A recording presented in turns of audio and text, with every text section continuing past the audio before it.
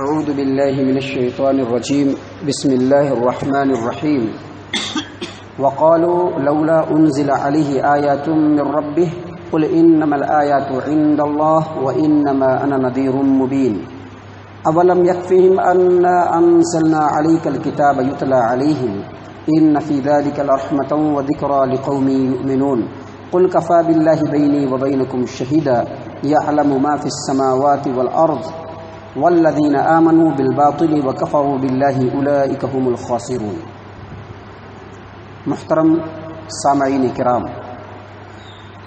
فجر کی نماز کے بعد قرآن کریم کی تلاوت اور اس کا ترجمہ اور تفسیر ترتیب کے ساتھ مسلسل آپ کی خدمت میں پیش کیا جا رہا ہے۔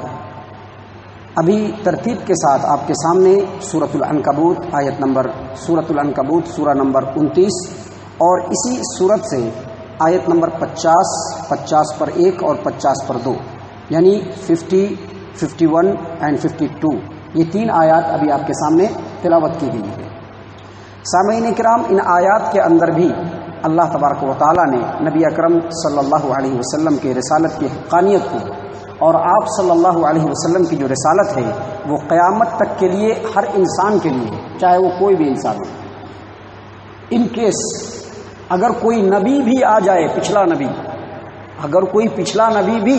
نبی صلی اللہ علیہ وسلم کی رسالت کے زمانے میں آ جائے تو اس کو بھی نبی صلی اللہ علیہ وسلم کی اتباع کرنی ہے اور آپ کے رسالت کے سائے میں رہنا ہے۔ تو اللہ تبارک و تعالیٰ نے انہی باتوں کو ان آیات کے اندر واضح کیا ہے۔ اللہ فرما رہے ہیں وقالوا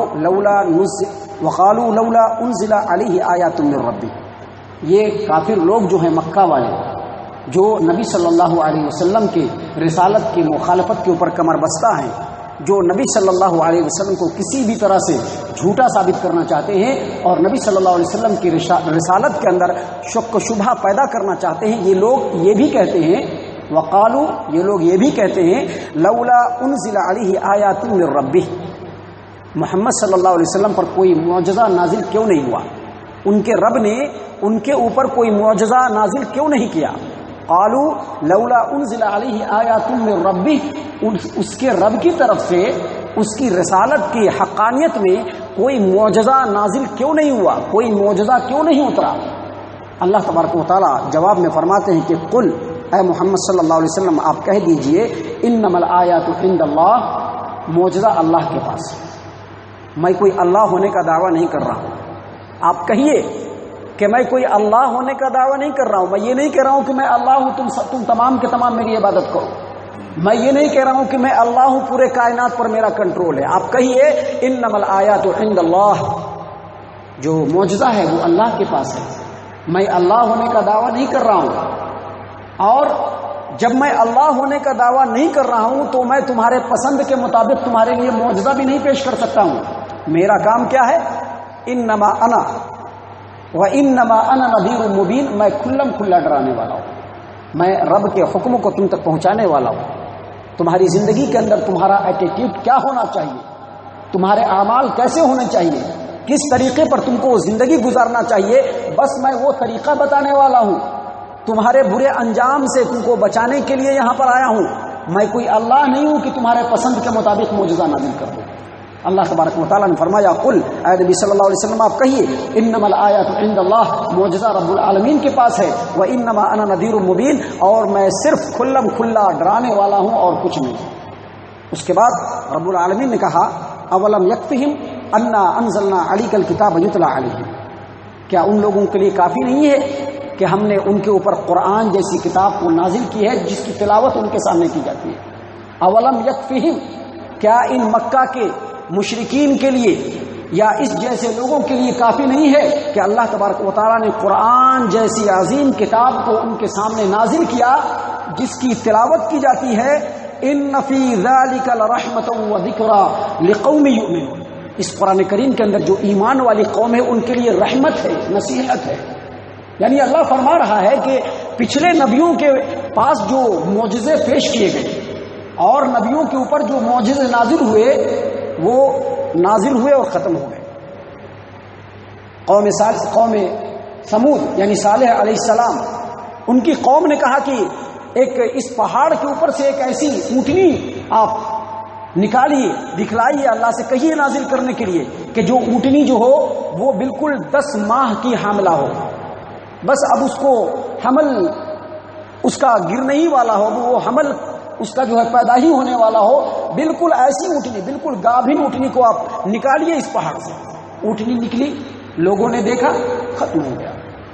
وہ معجزہ ختم ہو گیا۔ اس طرح کے سارے معجزے جو ہیں جو دوسرے نبیوں کے پاس آئے، چند لمحے کے لیے آئے، چند دنوں کے لیے آئے اور ختم ہو گئے، کسی نے دیکھا اور کسی نے نہیں دیکھا۔ لیکن یہ قرآن کریم تو ایسا معجزہ ہے کہ جب سے یہ معجزہ نازل ہوا ہے قیامت تک یہ معجزہ رہے گا، ہر کوئی اس کو دیکھے گا۔ قرآن نے اپنے قرآن کے اندر اسی آیات میں کئی جگہوں پر قرآن نے چیلنج کیا ہے کہ اگر تمہارے اندر صلاحیت ہے تو اس قرآن جیسی ایک صورت بنا کر کے دکھاؤ،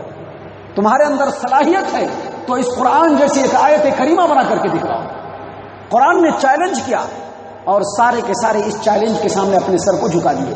انسان ہو، جنات ہو، چاہے کوئی بھی ہو، سبوں نے سر کو جھکا دیا۔ آج بھی قرآن کا چیلنج برقرار ہے قیامت تک کے لیے کہ کوئی بھی مائی کا لال، چاہے وہ علم و ادب کا کتنا ہی بڑا ماہر کیوں نہ ہو، قرآن کی آیات کی طرح سے ایک آیت بھی پیش کر کے دکھلائے۔ اللہ فرماتا ہے کہ ایسا معجزہ تمہارے سامنے رب نے نازل کر دیا جو روزانہ تمہارے سامنے تلاوت کی جاتی ہے، اب کیا یہ قرآن کریم کافی نہیں تمہارے لیے؟ ان فی ذلک لرحمۃ وذکری لقوم یؤمنون، اور اس قرآن کریم کے اندر اللہ تبارک و تعالیٰ نے ایمان لانے والی قوم کے لیے بہت رحمت اور بہت نصیحت نازل کیا ہے۔ زندگی گزارنے کے ہر طریقے، امن و سکون کے ہر طریقے، اس دنیا کے اندر عافیت کے ہر طریقے اللہ رب العالمین نے اس قرآن کریم کے اندر بتلا دیے ہیں۔ اس اعتبار سے یہ قرآن رحمت بھی ہے اور نصیحت بھی ہے۔ اگرچہ اس آیت کا، ان آیات کا جو اوپر نبی 2 آیات پڑھی گئی، ان آیات کے مخاطب مکہ کے مشرکین ہیں اگرچہ، لیکن اس کے مخاطب پوری دنیا کے لوگ ہیں، تمام کے تمام مسلمان ہیں، خاص طور سے مسلمانوں کو ان دونوں آیات کے ذریعے سے یہ بتلا دیا گیا کہ اے مسلمانوں، اس قرآن کریم کی موجودگی میں اب تمہیں کسی دوسرے کتاب کی ضرورت نہیں ہے۔ اگرچہ پرانی آسمانی ہی کتابیں کیوں نہ آ جائے، اگرچہ توریت تمہارے پاس کیوں نہ آ جائے، لیکن اس قرآن کریم کے ہوتے ہوئے اب تمہیں کسی دوسرے چیز کی بالکل ضرورت نہیں، اب تمہیں اسی قرآن سے ہدایت لینا پڑے گا، اس کے علاوہ کوئی ہدایت کی کتاب نہیں۔ سنن الدارمی کے اندر مقدمے کے اندر حدیث نمبر 449 یعنی 440 پر 9 نمبر کی حدیث جابر بن عبداللہ رضی اللہ عنہ بیان کرتے ہیں کہ عمر بن خطاب رضی اللہ عنہ ایک بار توریت کے کچھ ورق لے کر نبی صلی اللہ علیہ وسلم کے پاس آئے اور اس کا مطالعہ کرنا شروع کر دیا۔ نبی صلی اللہ علیہ وسلم کے چہرے کا رنگ بدلنے لگا، غصہ ہونے لگے۔ ابو بکر صدیق رضی اللہ عنہ بغل میں بیٹھے ہوئے ہیں، انہوں نے عمر سے کہا کہ عمر دیکھ نہیں رہے ہو نبی صلی اللہ علیہ وسلم ناراض ہو رہے۔ عمر بن خطاب رضی اللہ عنہ نے چہرہ اٹھایا، نبی صلی اللہ علیہ وسلم کے رنگ کو بدلتے ہوئے چہرے کو دیکھا، غصے کو دیکھا اور کہا کہ میں اللہ کی پناہ چاہتا ہوں اللہ اور اس کے رسول کے غضب سے۔ رضینا باللہ ربا، رب ہمارا رب اللہ ہے، میں اس کے لیے راضی ہوں۔ وبالاسلام دینا، اور دین اسلام ہمارا دین ہے، میں اس کے لیے راضی ہوں۔ اور محمد صلی اللہ علیہ وسلم ہمارے رسول ہیں، ہم اس سے راضی ہیں۔ محمد صلی اللہ علیہ وسلم کا چہرہ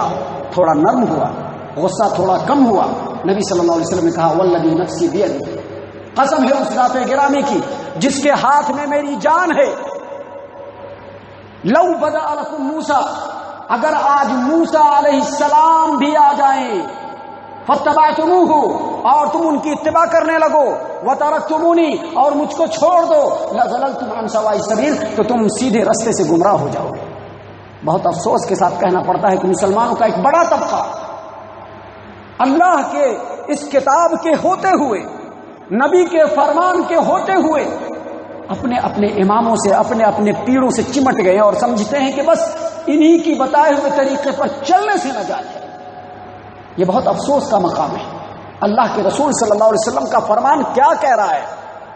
فرما رہے ہیں نبی صلی اللہ علیہ وسلم لو بدأ لکم موسیٰ، اگر موسیٰ بھی آ جائے۔ میں نے پہلے بھی کہا تھا، پوچھا تھا کیا موسیٰ علیہ السلام سے افضل اس امت کا کوئی بھی فرد ہے؟ کوئی بھی فرد نہیں ہے، ابو بکر بھی نہیں ہے۔ ابو بکر صدیق رضی اللہ عنہ بھی موسیٰ علیہ السلام سے افضل نہیں ہے، لیکن ابو بکر کو چھوڑ دیا، عمر کو چھوڑ دیا، علی اور عثمان کو چھوڑ دیا رضی اللہ عنہم، اور پکڑ لیا کس کو؟ امتی کے ادنا فرد کو۔ اگرچہ وہ امام ہے لیکن موسیٰ کے سامنے کچھ بھی نہیں ہے، اگرچہ وہ امام ہے لیکن ابو بکر و عمر عثمان و علی رضی اللہ عنہم کے سامنے کچھ بھی نہیں ہے۔ ان لوگوں کے پاؤں کے ذرے بھی نہیں ہو سکتے کہ امام جن کے مذہب اور مسلک سے چمٹ کر کے لوگوں نے اسی کو نجات کا ذریعہ بنا لیا ہے۔ بڑے افسوس کے ساتھ کہنا پڑتا ہے کہ جو لوگ قرآن و سنت کی اتباع کرتے ہیں، جو لوگ قرآن و حدیث پر چلتے ہیں، ان کے بارے میں کہتے ہیں کہ پانچواں مذہب ہے، یہ پانچواں مذہب۔ حنفی مذہب پہلا مذہب ہے، شافعی مالکی مذہب دوسرا مذہب ہے، شافعی مذہب تیسرا مذہب ہے، اور حنبلی مذہب چوتھا مذہب ہے، اور یہ قرآن اور حدیث کا مذہب جو پانچواں مذہب ہے۔ گویا یہ قرآن و حدیث جو نبی صلی اللہ علیہ وسلم پر سب سے پہلے نازل ہوا اس کو پانچواں مذہب بنا دیا، اور جس مذہب کا کوئی وجود نہ قرآن کریم میں ہے نہ نبی کے فرمان میں ہے، نبی کا ایک بھی فرمان دکھلاؤ جس میں نبی نے کہا کہ ہماری امت کے اندر 4 امام آنے والے ہیں اور ان چاروں کی اتباع کرنا ضروری ہے، ایک بھی فرمان دکھلاؤ۔ نبی نے کہا ضرور کہ خلفائے راشدین کی اتباع کرو، ان کے مذہب کو کیوں نہیں بنایا؟ ان کے مذہب کو بنانا تھا۔ نبی نے کہا علیکم بسنتی و سنت الخلفاء الراشدین المہدیین، میری سنت کو لازم پکڑو اور خلفاء راشدین کے مذہب کو لازم پکڑو۔ 4 مذہب خلفاء راشدین کا بنا لینا تھا، ان چاروں اماموں کا مذہب بنانے کی کیا ضرورت؟ تو اللہ تبارک و تعالیٰ اس آیت کریمہ کے اندر فرما رہا ہے، نبی صلی اللہ علیہ وسلم نے فرمایا لو بدأ لکم موسیٰ، اگر موسیٰ بھی آ جائیں، فاتبعتموہ، اور تم ان کی اتباع کرنے لگو، وترکتمونی، اور مجھ کو چھوڑ دو، لظللتم عن سواء السبیل، تم سیدھے رستے سے گمراہ ہو جاؤ گے، ولو کان حیا، اور اگر موسیٰ بھی زندہ ہو، وادرک نبوتی، اور میرے نبوت کے زمانے کو پائے، لتبعنی، تو ان کو بھی میری ہی اتباع کرنی پڑے گی، وہ بھی میرے ہی اتباع کریں گے۔ تو اللہ نے فرما دیا کہ اے مسلمانوں، اے دنیا کے لوگوں، کیا یہ قرآن کریم تمہارے لیے کافی نہیں ہے جو رب نے تمہارے لیے نازل کر دیا ہے، جس کی تلاوت ہمیشہ تمہارے سامنے کی جاتی ہے؟ اس قرآن کریم کے اندر تمام ایمان والوں کے لیے نصیحت ہے اور رحمت ہے۔ اس کے بعد اللہ تبارک و تعالیٰ آخری آیت کریمہ کے اندر جو آج تلاوت کی گئی فرما رہا ہے قل کفا باللہ بینی و بینکم شہیدا، اے نبی صلی اللہ علیہ وسلم آپ کہہ دیجئے اللہ ہمارے اور تمہارے درمیان گواہ کے لیے کافی ہے، یعنی اللہ نے گواہی دے دی ہے ہماری رسالت کی۔ اللہ کے رسول صلی اللہ علیہ وسلم کو حکم دیا جا رہا ہے کہ آپ فرمائیے، مکہ والوں کا یہ عقیدہ تھا کہ اللہ خالق ہے، اللہ مالک ہے، اللہ ہے، یہ عقیدہ تھا ان کا۔ اسی لیے اللہ تبارک و تعالیٰ نے کہا کہ اے نبی صلی اللہ علیہ وسلم آپ کہیے کہ میں نے